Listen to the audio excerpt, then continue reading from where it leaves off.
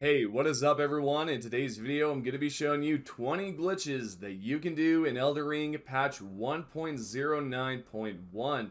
And here's a fellow Tarnish just jumping off for no reason. But anywho, let's get into the first glitch right here, which is going to be right over here at Cilia Backstreet. We're going to then go all the way up towards the top of the stairs, take a left, and then towards the very top, you should see a golden tree. We are going to take this right side stair step all the way up and then go towards the left there and you should see it. We're now going to go to each of these towers and activate them. Once all three towers have been activated, what you should see happen is that these seals in the back will be unveiled and then you can then go through. They're specifically the blue seals that you see on the doors. You can then head towards the Cilia Backstreet Lost Grace that I just showed you a few seconds ago. You can then go up here towards the top of the route, jump across the building, then jump towards this structure, then jump around it and try to jump right into that window gap. What should happen is you should be able to stay there for just a brief moment, allowing you to double jump right on top of this wall. You could then go forward, double jump across, and then go across to land right here on top of this route. You should see this huge chair. You can then land on that and then land down below, and what you should notice is that the two bosses are here. They are going to be in a frozen state, meaning that you can attack them, you can emote in front of them, literally anything, and they will not do a single thing to you. Once they have been defeated, you should be able to receive the Nox Flowing Sword, as well as when you go through the first entrance here, this yellow mist door, you should see that there's a chest you can pick up. Number 2, we are going to head over here towards the isolated merchant shack. We want to interact with them and then go towards the Lost Grace, rest till nightfall. What you should see happen is that the isolated merchant will be there. In order to completely remove them from this situation, we have to just go back towards the Lost Grace, interact with it, rest till nightfall. Then, once you've done that, you can interact with the Lost Grace once more. This should force them out, and then what should happen after this is a boss should pop up. For example, right here. We could then go towards the northwest. You should see that the boss is right there on the right, the Bell-Bearing Hunter. We are going to go towards the ledge here, and we're just going to wait for him until he gets close enough. Do not allow him to get too close like I've done here. What we're going to do is force him to go downwards, and this is quite easy because if we stick right here, just continuously move around, what should happen here is that the Bell-Bearing Hunter will then shoulder thrust or shoulder bash forward, and this will then send him over here. So what we can do now is lead him more towards the right, and this is going to then force him to slide down like so, and it should happen here shortly, and there it is. And this is how you do it. It's that simple. You can then just pick up his Bell-Bearing Hunter Bell, or whatever it's called. I honestly cannot remember. There it is, the Gravity Stone Peddler Bell-Bearing. We can then continue on towards the third glitch, which is right over here at the Impassible Greatbridge. We're going to then go across, go all the way up, go inside the castle, and locate the second Lost Grace here. You will know this is the second Lost Grace because there's a mist door to the right there. We can then exit out, go towards the left, go towards the right, and what you should see in the distance is another door. We're going to go past this door or go inside the building, and we're going to then go all the way up towards the top of the stairs. Watch out for this bigger fella here behind us because, yeah, that dude will take you out. No fun, especially if you're a low level. We're going to go up here, go towards the left, and what you should see is some enemies. Take all of them out because what you need to do is then go towards the left, jump on top of here, go towards the end, have a bow that has poison arrows. We now want to shoot arrows at this fella in the background until he is poisoned. Once this has been done, you can then just chill, wait it out until the poison has disappeared. Then you can rinse and repeat this until this boss right here has been officially defeated. Once that has been done, you can then go back to the same exact spot that you were just at, go through the mist door, and what you should see is that the boss is no longer there on the top right, and you just have to deal with one enemy. It's that easy, and to be honest, this might make things, I don't know, easier for you too, because yeah, these bosses can be quite a pain, especially if you are starting off fresh. You don't have a lot of stuff, and this way you can take out one and then go after the other, and it's pretty easy. For example, right here, you're going to see that I'm in the boss room, and then after some time, the Crucible Knight does not spawn down because, well, we have already taken him out. So, with that being said, we could go on towards number 4. We want to head over here towards the southern swamp bank. We want to make sure that we rest until nightfall. And after this has been done, what you should see towards the east here is that there's going to be a Deathrite bird. If you've been struggling with this boss, I'm sure you're going to enjoy this next part because you do not need to battle him at all. You just kind of need to sacrifice some of your health. That's really it. Okay, so now that we're here, the Deathrite bird, we've got his attention. We want to lead him over here towards this route. Now, yeah, I almost died there. It was really sketchy. Do not do that. I don't know what possessed me to jump all over the place like that, but we want to then lead him over here, jump down here, and then we want to just chill underneath this root.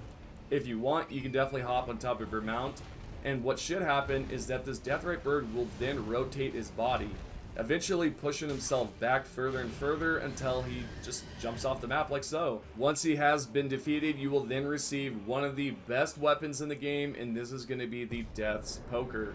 It's really worth using, and if you've not done so, definitely use it now, and yeah, it's cool. You can pick it up early game. We're going to then continue on towards number 5. We want to head over here towards this same exact destination and the Lost Grace, which is the Southern Swamp Bank. We want to head towards the southeast here. You should see a bird on the right. We're going to then jump down towards the left here and head towards the east. We eventually want to drop down towards the right, yet do not do it just yet until you're right here, because there is a beast down there that will annihilate you, especially, again, if you're low level. It's just not fun. We can then go towards the left here, go towards the northeast, and we're going to then double jump. Delay that second jump by just a hair, and then you should fall down. You should see a icon on the top left. There will be an option that pops up, left and right. We'll choose the left option here, choose the stake, and then we're going to then be right here. Note that this does skip the whole festival, so yeah, that's part of your quest line, and you may not want to miss out on that, so just letting you know, fair warning, you will skip that part of the quest. This is going to allow you to go straight to Radahn, and you can actually skip part of this phase, and you can actually run through most of his arrows if you just roll at the perfect time. But we can skip his first phase here if we just go to the back, and then what's going to happen is when we go up here, he's going to then stop shooting arrows up at the sky or at you. Instead, he's going to just run right at you. This is a great way to avoid that first phase where he just shoots those arrows. It can be quite annoying, and with this, you can continuing on towards number 7. We want to head over here towards the swamp, take out all 4 of the spirits, and then what you should see is that there's going to be just the commander. We want to head towards the top of this route, and we will simply just shoot arrows at him, or we can use some spells. He won't be able to reach us. This is great, especially if you're struggling against this boss. It's a nice little cheese method more than it is a glitch, so there's that. And once defeated, you will receive the Commander Standard, which is nice. It is currently bugged, so you might not want to use it. Continuing on towards number 7, Lunar Rise. We want to claim this Lost Grace, then rest until nightfall, head towards the north. What you should see here in the distance is going to be a Night Calvary. Now, there was an old method before where you could actually force him off the map. So, in the recent patch, or maybe 2 patches ago, they kind of fixed it because it just does not work unless you're on this back right here. Because if you go towards this wall, go behind it, what should happen is that this Night Calvary will then hop on top and then just jump right off the map like so. This is the easiest way to do it. Again, this is an after patch method, and hope you guys enjoy it. Continuing on towards number 8, we are going to be talking about a different glitch that I think you guys are going to find quite useful. Let's head over towards Smoldering Church. Again, this is number 8. We want to exit outside, head towards the south. What should happen is that eventually an invader will pop up. This is an NPC, not a player. Once this has happened, you can then go behind the Smoldering Church, and we're going to then locate a certain section that we can then force this guy off the map. And it's quite easy, honestly. It's pretty easy. We are now going to head behind the church, so head towards the north, and make sure that you are allowing this invader to follow you because we want to lead him towards the back here. You want to go towards the left side and then just drop down like so. You should be able to catch on towards a small little barrier and then drop down. I'm not too sure how he did not hit me with that sword, but hey, whatever. And we got a Sacred Scorpion Charm. You can then go back, pick up your loot. Continuing on towards number 9, this is over at Fort Ferrith. What you will need is optional. It's going to be Bloodflame Blade and Deadly Fire Sin. The reason why is because when you combine the two, you can actually inflict bleed damage, and you'll be able to inflict some extra damage on top of it. We want to basically lower down his health until it's down towards the last bit, and using something like a katana with bleed damage will help with this. So continuously strike until the dragon twitches, then do a 180, go straight towards the southeast.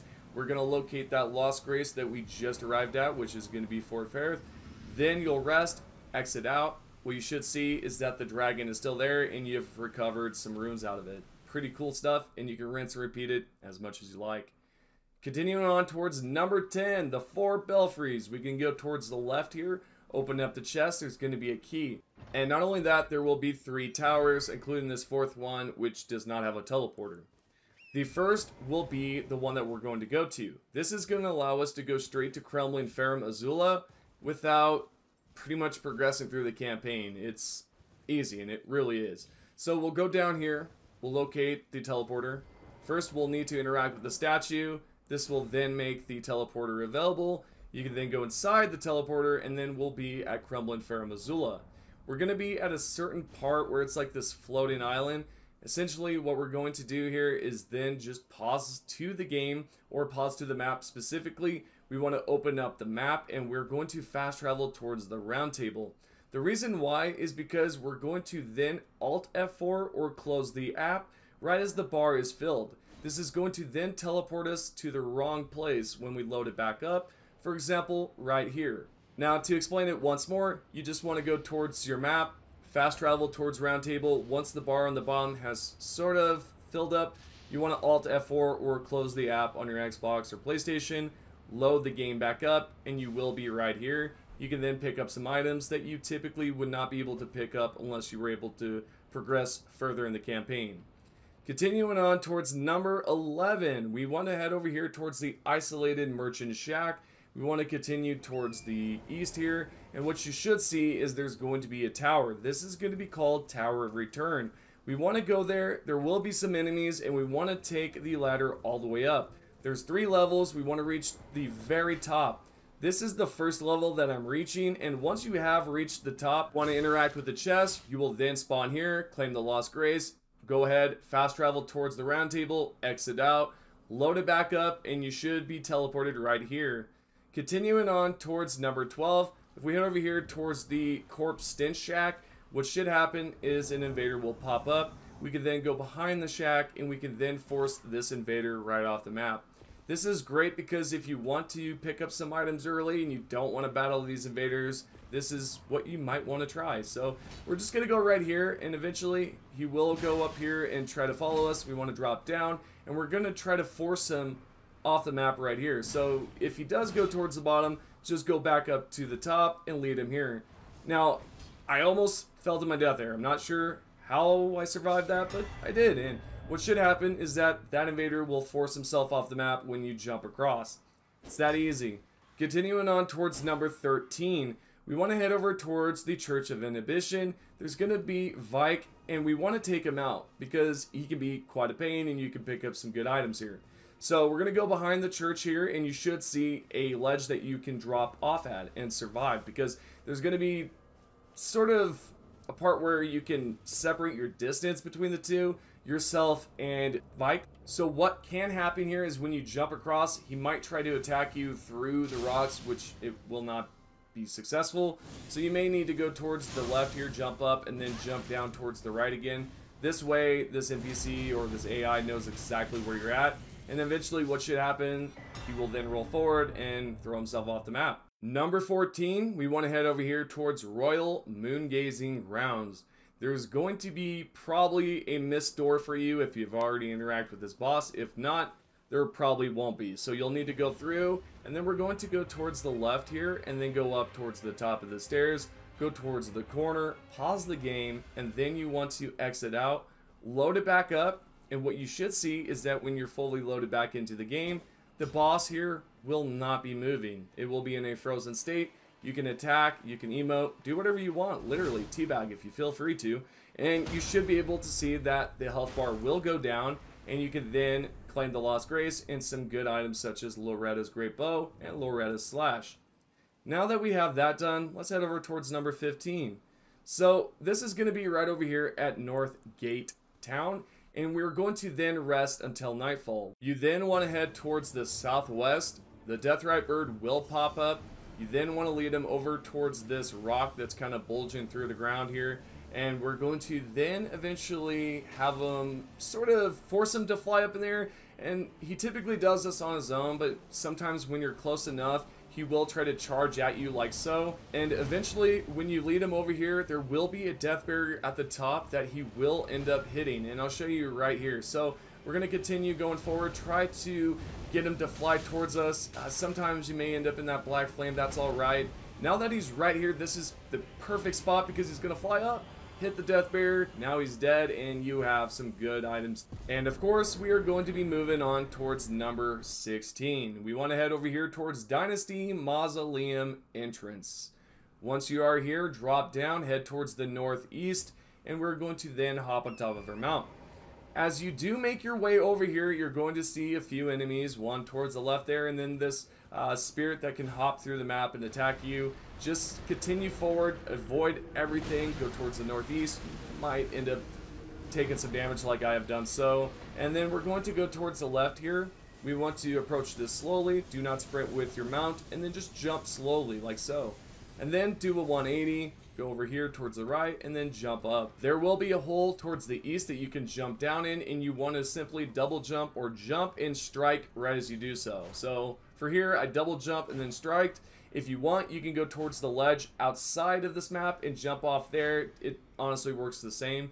After 30 to 45 seconds, you will receive some runes. If you want, you can continuously fall, and then this will allow you to acquire more runes. It's all up to you. And in order to survive this, just open up your map and fast travel towards the same exact Lost Grace. Number 17, it has to do with this same exact sort of method. Instead of going towards the right, we're going to go towards the left here. Hop on top of the tree, double jump, land on this ledge, and then continuously double jump until you're over here safely. We can choose any ledge to jump off of. Personally, I prefer this one right here. It has more of a pointier edge, so I can, gain some distance here. So just double jump and then continuously swing like we have done before. You will receive runes 30 to 45 seconds in, and yeah, rinse and repeat if you like.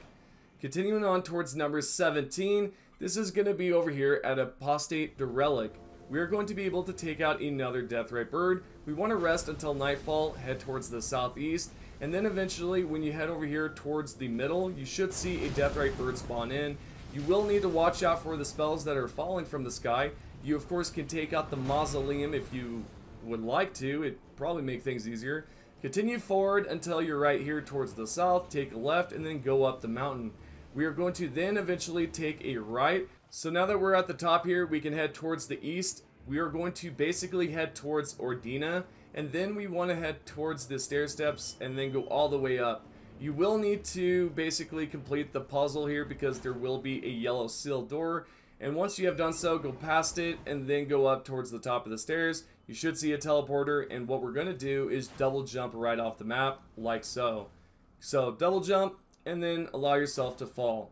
What should happen after 30 to 45 seconds, the runes will drop and you will be able to see two things happen. The runes, and you will see that an enemy has failed or the boss has failed. I honestly cannot remember what the text says, but we will see it here shortly, and then this will allow us to pick up a bunch of runes and some items that you might find useful. So for example, right here, as I've just mentioned, we're going to see that the runes are going to drop, and then shortly after you will see the enemy has failed, and there you go. It's that easy. And not to mention, this can be used as a rune farm, so that's going to be 2 glitches in 1. So continuing on towards number 19 and number 20. We want to head over here towards the Deeproot depths. We want to proceed towards the northeast. You should see this tree on the left side. We want to jump on top of it and then head towards the left, jump on top of this root, and now you can continue up. We want to then do a 180 so that we're facing this way, go towards the west, and then we're going to then jump on top of this root and then double jump right off the map. It's that easy, guys. A lot of these glitches are pretty simple. They don't require too much work. And to be fair here, I think this is probably my best glitch that I've discovered personally in this game. I've found so many, and I don't know, it's cool to show these, and the fact that they're still working is pretty neat too. So there you go, guys. I hope you guys have enjoyed the video. If you have any questions, leave them down below. I will try to reply back within an hour or two, if I can talk.